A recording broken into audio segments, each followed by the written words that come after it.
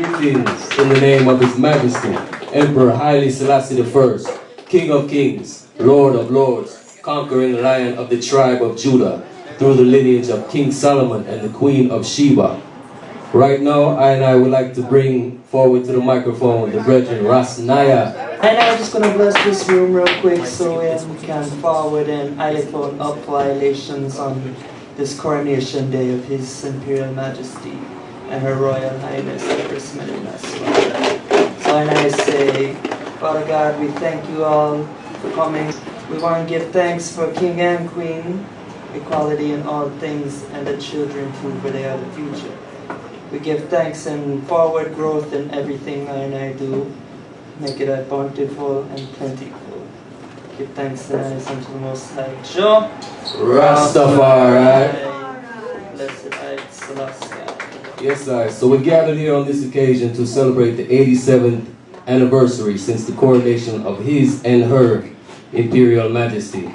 And it's important to note that Her Majesty was crowned at the same time as Haile Selassie for the first time in 2,000 years of Ethiopian history at his request.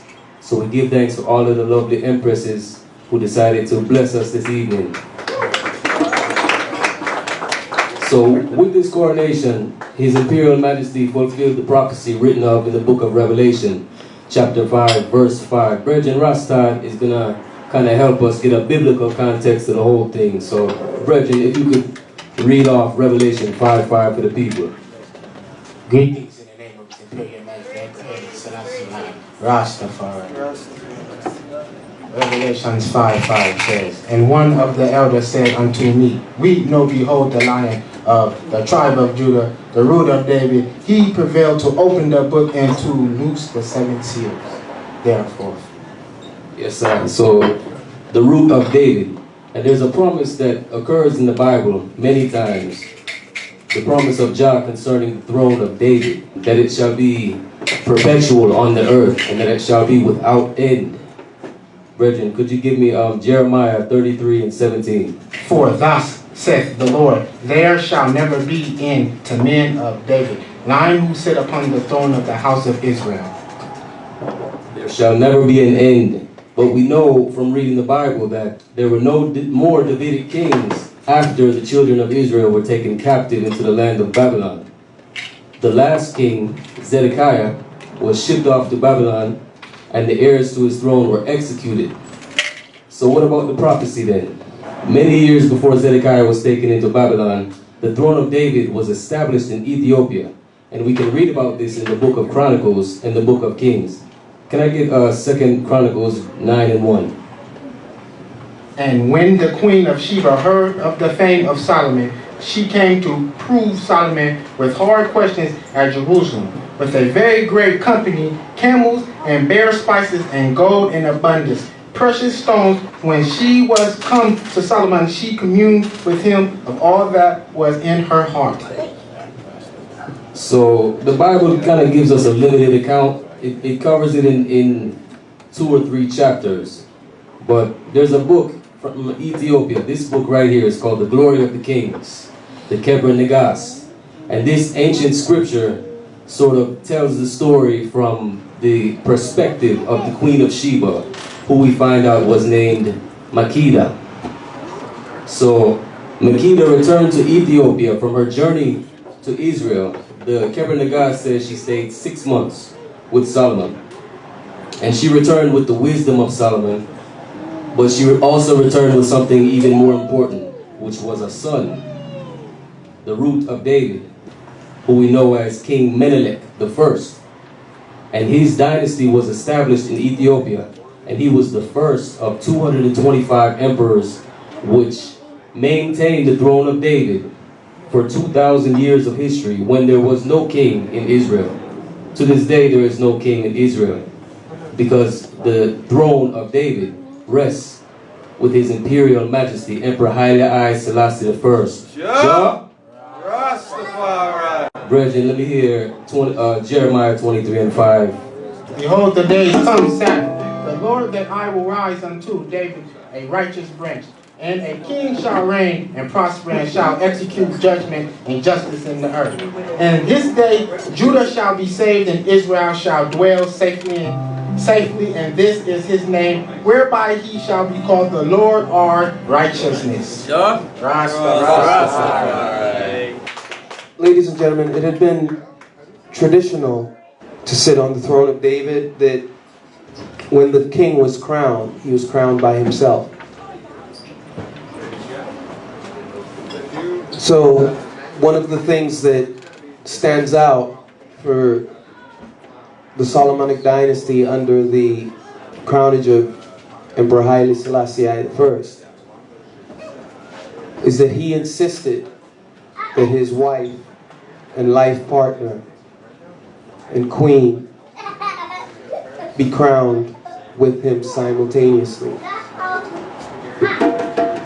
sealing an image, a standard that encourages us as a group to never forget the importance and the support of the queens. Rastafari! Rastafari. If I may, I would like to invite, representing for the female energy, lending support to the Poetic Lioness, I would like to invite Queen Bee, if she will, please, and read for us the words that His Imperial Majesty spoke to the entire world of leaders. That I, for one, feel like if these words are heeded to, then Christ's government shall indeed reign on earth. Please welcome Queen Bee.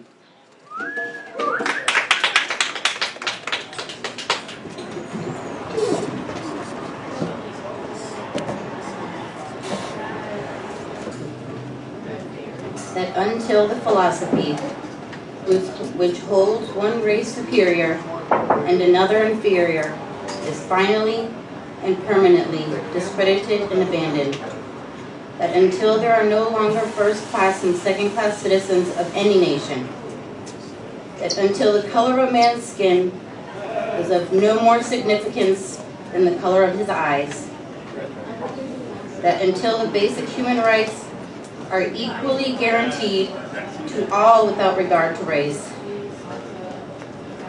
that until that day, the dream of lasting peace and world citizenship and the rule of international morality will remain but a fleeting illusion to be pursued but never attained. Rastafari.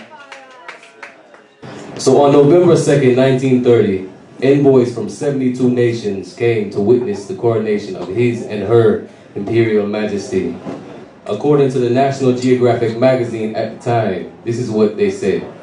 His Majesty's throne was decorated in red and gold, while Her Majesty's was decorated in blue and gold. For 7 days and nights prior to the coronation ceremony, 49 bishops and priests in groups of 7 chanted the 9 Psalms of David at 7 stations around St. George's Church. Rastafari. Ladies and gentlemen, this is Messiah is why this is happening. You know, I think everybody here can be in agreement, right? Yes, sir. Messiah. Rastafari. So right now, we want to kind of turn the table and kind of give everyone the opportunity to speak a little bit about Rastafari, about what Rastafari means to you personally, because, you know, every person is at a different point on the journey. All right, so first is the brethren, my good brethren, Rasmo from Guinea, West Africa. Yo, give him a round of applause. Awo. Rastafari. Rastafari. Yes, my name is Rasmo, and I give thanks for being here. I give thanks for being here among all these beautiful people. I welcome I in a warm and joyful way that is forever lasting in our heart. So on this day, it is a special day for Rastaman, and I will say even to the entire world. His Majesty addressed the whole world. So for anyone who took a heed, he will see, I think, something that is there for them. A little bit furthermore, on that same speech that the Empress, spoke of, the war speech. Because I think something there in there that, in some way that is overlooked or not gaining attention enough. So if Mosiah, you can.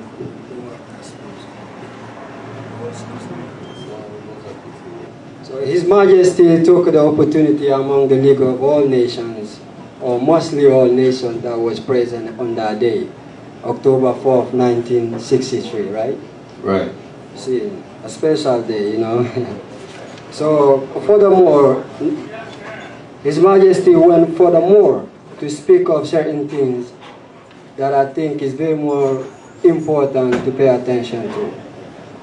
Quote, "We all wish to live, we all seek a world in which men are freed of the burdens of ignorance, poverty, hunger, and disease, and we shall all be hard-pressed to escape the deadly rain of nuclear fallout should catastrophe overtake us." So the problems which confront us today are equally unprecedented. They have no counterpart in human experience. Man searches the pages of history for solution, for precedent, but there are none. There are none. So we can all, I think, agree in this time there are problems that we have to face that have no precedent. And we must, take a heed of that. What His Majesty trying to tell us? We also rise up. Yes, sir. And face the battle that is our hand. And we must look into ourselves, into the depth of our soul. We must become something.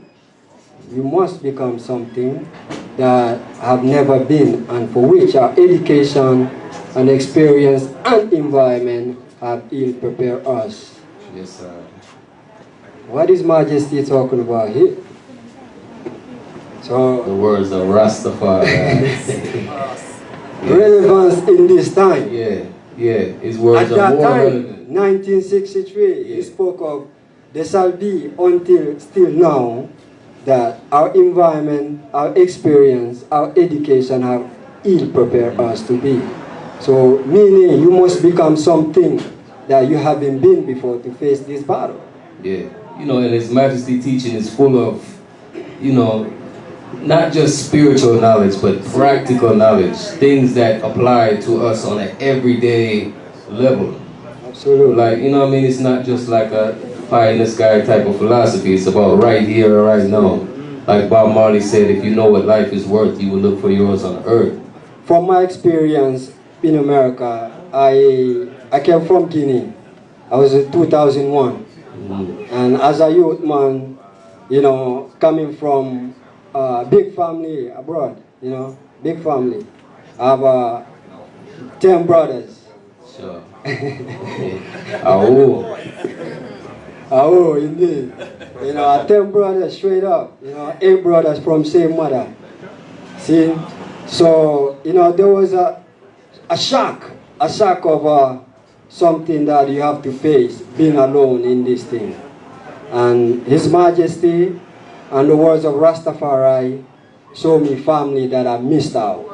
So for that I give thanks each and everyone on this day, and to give thanks to His Majesty Eli Emperor Haile Selassie Rastafari. Blessed, yes. Rastafari is a frequency of love. A movement is open to all. The teachings of His Majesty Emperor Haile Selassie. Peace, love, divine understanding. Things like that. That's what Rastafari is. He gravitated to that. It made sense as I see the Rastaman and Rastaman walk the earth. I see it as the highest example, how I shall live. So I example myself based upon that. In my own way, is whatever I see upon his own journey. So, Rastafari to me is love. Love, love, and love, and more love. Yes, sir. Right, Rastafari. one love. Yes, well, I come here as maybe going into 6 years now. So when I come here as I man see opportunity for equality for all peoples, equality and justice. Whether you are an African from Africa or an African living in what I call Babylon or America, because all peoples originated in Africa. And so I seeking, as a Rasta, I seeking unity. How I say unity? Unity, peace, and equality.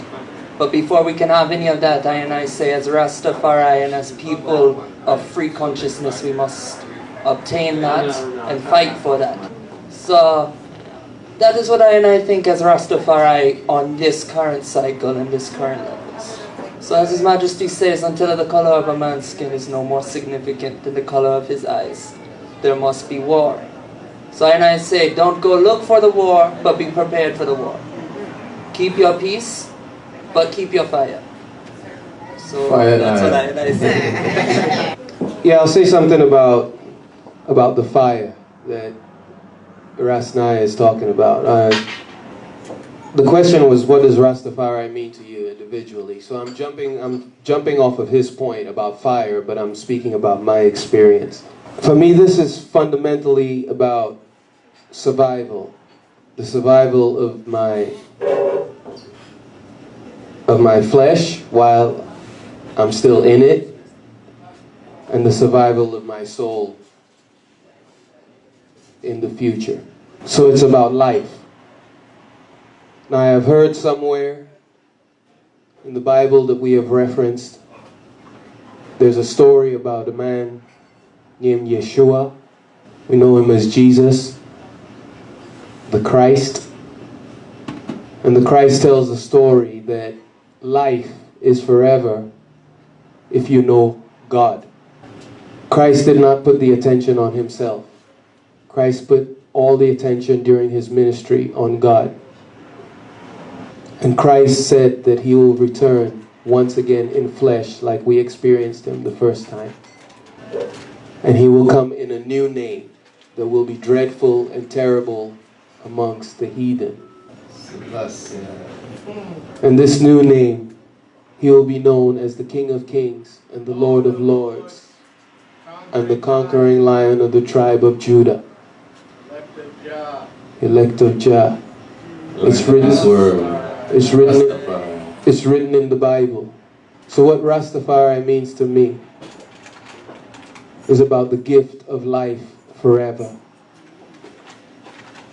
and the knowledge of Christ.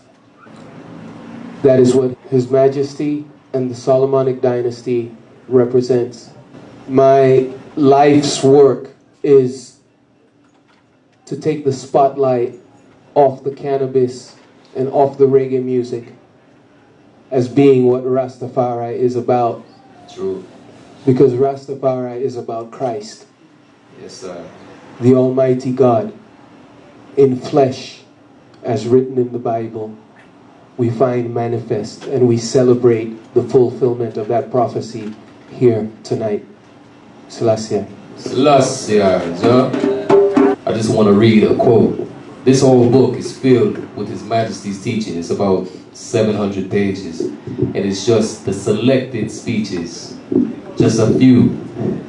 So His Majesty said, cooperation and understanding are basic to the maintenance of world peace. Therefore, it is the duty of the international community to endeavor so that the spirit may be strengthened and made universal among all nations who hold the responsibility of safeguarding world peace. Rastafari. So, there's so much that can be said about Rastafari. The most obvious sign of a Rastaman or a woman is the dreadlocks. So while dreadlocks have become sort of a fashion in this time, you know, we want ones and ones to overstand that, you know, there's more to it than meets the eye. The ancient history of dreadlocks goes back to our ancestors who took the Nazarite vow, which is explained in the book of Numbers, chapter 6, verse 5. All the days of the vow of his separation, there shall be no razor come upon his head, until the day be filled in which he separates himself unto the Lord. He shall be holy, and shall let the locks of the hair of his head grow. The resurgence of dreadlocks in modern times coincides with the onset of World War II, when the fascist Italian invaders attempted and failed to take over Ethiopia. So the guerrilla soldiers who vowed not to cut their hair until His Imperial Majesty was returned to his rightful place on the throne, as written in the book of Revelation chapter 17 verse 14. These shall make war with the Lamb, and the Lamb shall overcome them. For he is Lord of lords, King of kings, and they that Rastafari! Lord and chosen faithful. Selassie, tell them, Jamal. I want to touch on Bob for a second. Robert Nesta. First name status. All Bob Marley ever wanted out of his physical walk on earth and his life's work, his catalog of music, was to get the message out to the world, and particularly to Africa. I sit here representing the soul of Africa, was to get this message of His Imperial Majesty into the hearts of the people.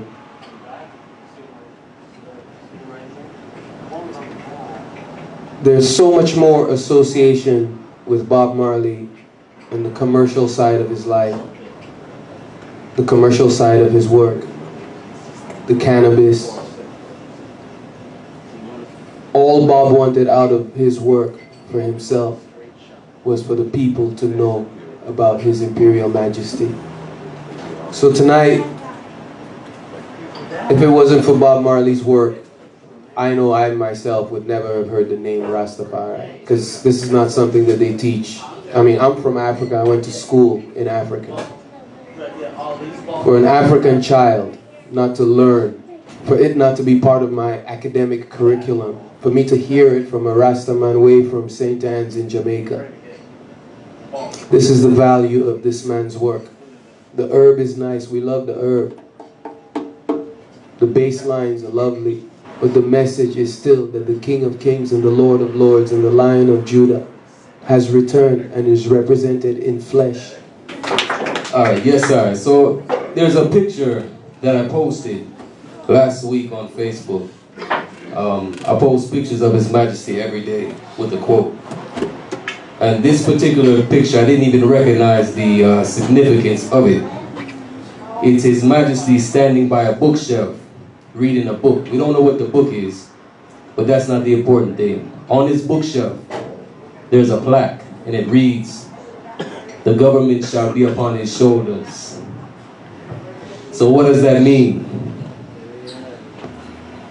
I think it gives us a good insight about how His Majesty saw himself and his role as the king of the house of Israel, as prophesied in the Bible.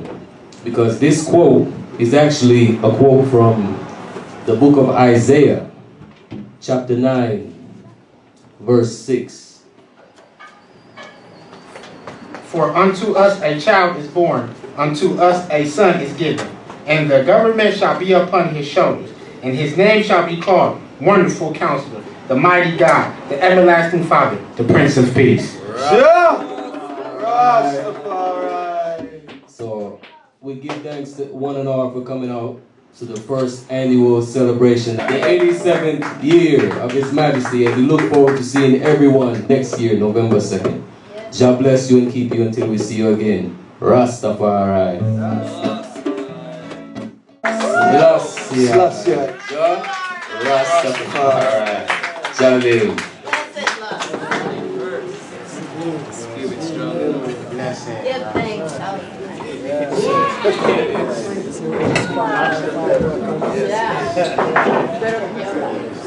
Yeah.